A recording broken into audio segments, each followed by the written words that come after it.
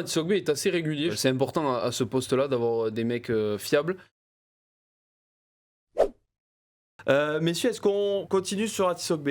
Plus de pression presque, parce qu'il remplace vraiment Penaud dans le 15 de départ. Et force est de constater que le Palois, il a tout bien fait, il a mis son essai, 10 plaquages dans le match, plein de défenseurs battus, toujours bon sur ses interventions. On peut rien lui reprocher, en fait, tout simplement. Il paraît moins athlétique que Penaud, mais j'ai un gros point fort que je le reconnais, c'est que sur les duels, il est très solide. Il bouge pas souvent, il est très consistant en défense. Et puis offensivement, c'est un peu le même format que Bielbiarré, j'ai l'impression, en un peu moins rapide. Mais il aime bien jouer dans les petits espaces, il a une très bonne lecture du jeu, lui aussi, de lecture des espaces. C'est pour ça que je disais que les trois se trouvaient très bien, au-delà du jeune âge dont on se fout un peu, mais il y a une très bonne compréhension entre les trois du triangle arrière. Et Atisogbe, pour le coup, on parlait de Barry qui a peut-être fait le meilleur match de sa saison sans trop de doute.